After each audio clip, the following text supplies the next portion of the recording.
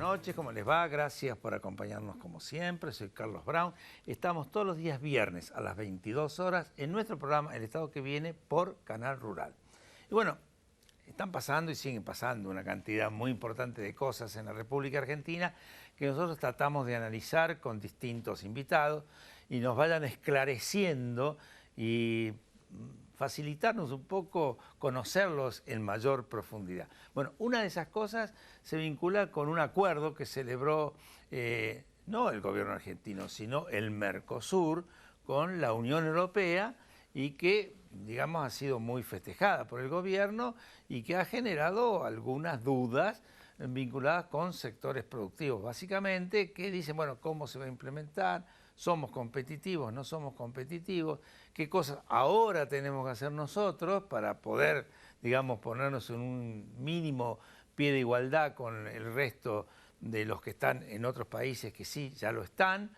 Y para eso, ¿qué mejor que Jorge Castro? ¿Cómo te va? ¿Qué tal? ¿Cómo estás? Encantado. Bueno, vos sabés que vos sos un especialista en este tema. En estos últimos días te he visto haciendo varias análisis de esta cuestión y nos interesa que lo hagas con nosotros. O sea, ¿qué te parece a vos Mercosur, Unión Europea y cómo es esto de la competitividad tan compleja? Mira, esto lo que significa es lo siguiente.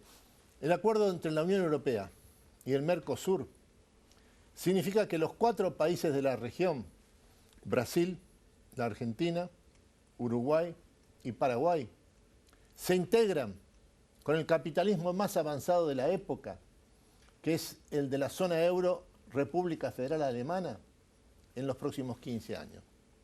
En términos de productividad, competitividad, la forma de medir lo que está ocurriendo a partir de ahora es que el ingreso per cápita de Alemania, zona euro, que son los 17 países que integran la moneda común entre los 27 países que actualmente tiene la Unión Europea, el nivel de ingreso per cápita de la zona euro es de 55.000 euros anuales, lo que significa en términos de dólares algo así como 66.000 dólares por año. Lo que esto significa es que el ingreso per cápita de la Argentina y de Brasil es 4 veces inferior al ingreso per cápita de Alemania zona euro. El ingreso per cápita es lo mismo que decir el aumento de la productividad que separa una economía de la otra. Hay que agregar que la zona euro, Alemania, es uno de los 3 espacios económicos donde se despliega con mayor fuerza la nueva revolución industrial. Los otros 2 grandes países en los que se despliega la nueva revolución industrial, que es la 4ª en la historia del capitalismo, son Estados Unidos y la República Popular China. República Popular China, Estados Unidos, en el medio, Alemania, zona euro. Hacia este sector se dirige la Argentina, Brasil, Uruguay y Paraguay en los próximos 15 años. Esta hoja de ruta, 15 años sería el tiempo que va a tardar en implementarse. Es el plazo máximo establecido en el acuerdo entre la Unión Europea y el Mercosur para realizar el proceso de transición a la plena integración de los países. O sea, ¿sería nuestra adecuación? La adecuación de la Argentina, de Brasil, de Uruguay y de Paraguay. Acá aparece un segundo dato estructural de enorme importancia en el marco del Mercosur. Es que la economía brasileña no es simplemente la mayor economía del Mercosur, es una de las 10 economías más relevantes del mundo, Brasil. El Producto Bruto brasileño es 4 veces el Producto Bruto de la Argentina. Brasil es la 8ª economía del mundo y tiene el sistema industrial, de industria manufacturera, más importante de América Latina, más importante que México y, por cierto, que Eso la Argentina. estaría indicando que Brasil está mejor, digamos, posicionado para esa competitividad vinculada con la Unión Europea. No, lo que implica es que el desafío es mayor, porque la industria manufacturera brasileña tiene un nivel de productividad, competitividad, que es nulo o negativo. Esta es la causa fundamental de la desindustrialización brasileña en los últimos 15 años. Es el hecho de que su industria manufacturera es incapaz de competir internacionalmente. Y el único país que el que puede exportar es la Argentina, porque tiene arancel cero proveniente del Mercosur, correcto. para exportarle productos O manufacturados. sea que Brasil también, para poder crecer, tiene que adecuarse. Absolutamente, el desafío es mayor, porque el desafío implica ante todo la industria manufacturera brasileña, que es la mayor de América Latina. ¿Lo podrá hacer? Lo va a hacer, el compromiso del gobierno de Bolsonaro es total con el acuerdo Mercosur-Unión Europea. Este es un dato crucial desde el punto de vista estratégico, porque el que está absolutamente comprometido con el acuerdo Mercosur-Unión Europea, que es la mayor reforma estructural de la historia de los 4 países de la región, es la octava economía del mundo, que es Brasil. Esta semana, el gobierno de Bolsonaro logra un objetivo histórico, que es la aprobación por la Cámara de Diputados de Brasilia de la reforma del sistema de seguridad social, en la votación que hay que hacer por 2 veces, que va a tener lugar esta semana, teniendo en cuenta de que la reforma del sistema de seguridad social, que es la reforma crucial de la economía brasileña, como es una enmienda constitucional, requiere una mayoría especial de 3/5 de los votos. ¿Y lo va a lograr? Y 2 veces la votación. Esta semana en lo que está en juego es precisamente eso. Y lo que se puede asegurar es que lo va a lograr, y es muy probable que lo logre con una mayoría que esté por encima de la mayoría de la mayoría requerida especial que tiene la reforma constitucional del sistema de seguridad social. Pregunta, si a Bolsonaro, con la fuerza que está poniendo, y a Brasil le resulta, digamos, complejo todo esto, ¿a la Argentina le va a resultar aún más? Es la mayor reforma estructural de la historia de la Argentina, la que tiene que realizar en el marco del Mercosur-Unión Europea. Es pasar de un nivel de productividad, competitividad, que es 4 veces inferior al de la zona euro Alemania, a los niveles de productividad, competitividad de la zona euro República Federal Alemana.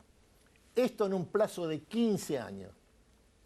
Esta es la hoja de ruta para los acontecimientos políticos y económicos de la Argentina en este periodo de los próximos 15 años.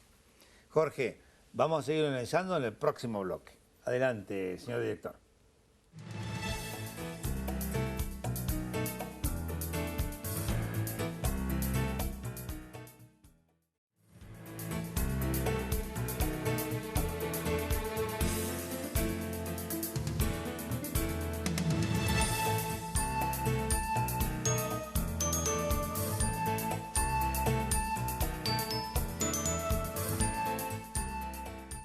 Recién en el corte, ¿no?, con Jorge seguíamos hablando y decíamos, esto es crucial, y yo lo comparto. Yo creo que el hecho del acuerdo Mercosur-Unión Europea es un hecho extremadamente positivo. El gran interrogante que se me plantea en función de lo que uno conversa y habla con sectores con los cuales tenemos vinculación histórica es la preocupación de muchos, diciendo, hoy tenemos inflación, tenemos intereses bancarios imposibles de pagar, tenemos falta de crédito a mediano y largo plazo, tenemos una presión impositiva desmesurada, tenemos una logística impagable. ¿Cómo se resuelve eso? Todo esto, la superación de esta situación macroeconómica, que es la situación de la Argentina actual, es condición de realización del acuerdo Unión-Mercosur-Unión Europea. Si no, no puede funcionar. No se puede hacer. Por eso lo que está haciendo el gobierno de Macri es absolutamente central para la inserción de la Argentina en el mundo. Es necesario bajar sistemáticamente en términos estructurales la tasa de inflación. Correcto. Y para eso es preciso mantener la actual estabilidad cambiaria. ¿Por qué la estabilidad cambiaria es el principal indicador de la economía argentina? Porque la Argentina es el país más dolarizado del mundo. Esto no es una metáfora, es la descripción de un hecho. El dólar nos condiciona. Lo que conviene tener en cuenta, Tato, es lo siguiente.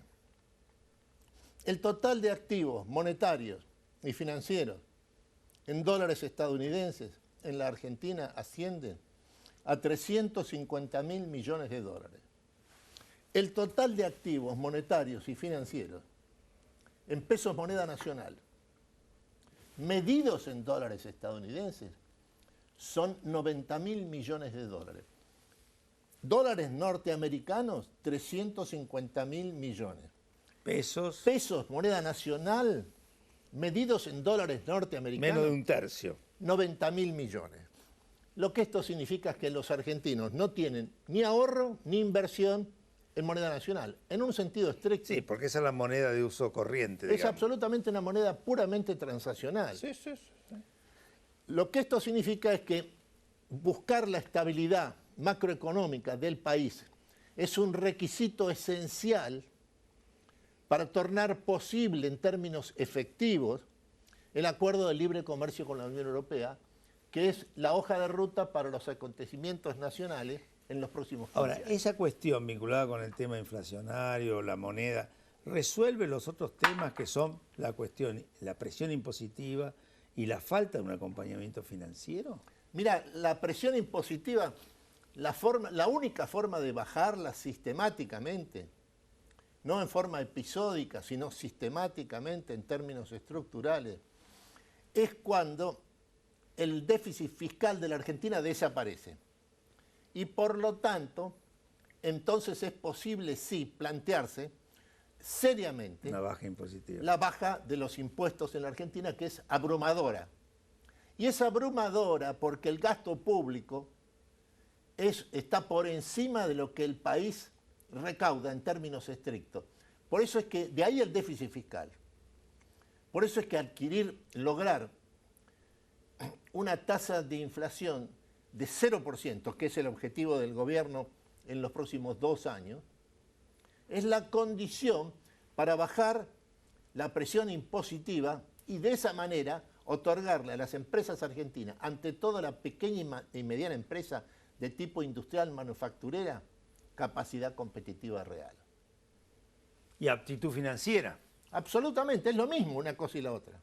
O sea, a ver, esto está claramente interrelacionado. O sea, la problemática macro te está marcando en gran medida la problemática después hacia abajo de la Exactamente. situación económica. Exactamente. Hay una armonía en las cosas. Ahora, ¿no hay posibilidades de que en alguna medida al mismo tiempo que estás preocupado por la cuestión macro y la resolución de estas cuestiones, trate de llevar alguna asistencia, aunque sea menor, a la problemática más micro? La respuesta es sí. Y uno de los términos del acuerdo con la Unión Europea, que es un acuerdo de asociación estratégica entre el Mercosur y la Unión Europea, encabezada por la zona euro, Alemania, es poder participar de los fondos europeos de ayuda a la pequeña y mediana empresa. Es un dato muy interesante. Este es un dato que hay que tomar en cuenta. La Argentina se incorpora de inmediato el acuerdo. O sea que se podría empezar con eso, digamos. Ya. Y esto nos pondría en un estado, no digo de igualdad, pero de preparación. Por supuesto, en un proceso de adecuación, reestructuración, logro de aumento de la productividad, aumento de la competitividad, que hay 15 años de plazo para realizarlo. Acá no hay ningún riesgo de carácter inminente, no hay tal cosa, no hay motivo para tener miedo, porque el miedo no refleja ningún acontecimiento esto se real. llama políticas de Estado. Consecuentemente son políticas que no deben ser interrumpidas por bajo ninguna circunstancia, porque si estas políticas de 15 años que incluyen, no sé, 5 4 periodos largos de presidente es interrumpida, ¿eso se corta?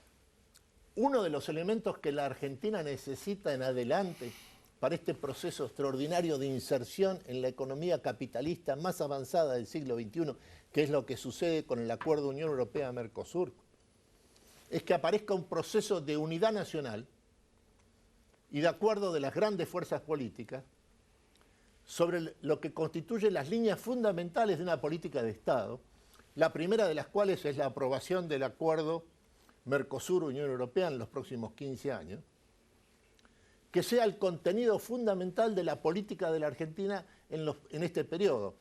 El dato que hay que tomar en cuenta es que la Argentina tiene extraordinarios empresarios, tiene enorme capacidad de innovación, tiene la mano de obra más calificada de América Latina.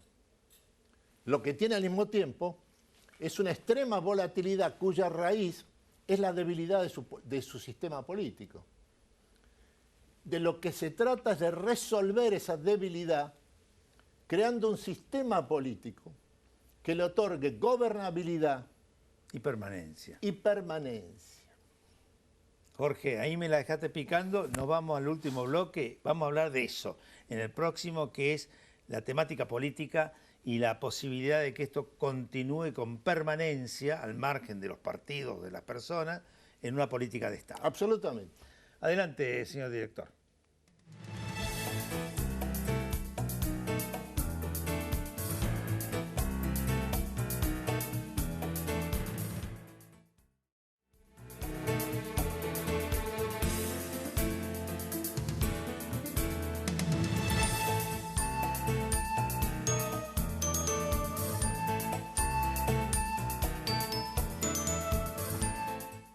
Jorge, recién hacíamos una pequeñísima introducción a este último bloque, donde decíamos las políticas de Estado, las permanencias en esas políticas de Estado, la necesidad de que no haya interrupción sin perjuicio de los cambios de personas que puedan darse.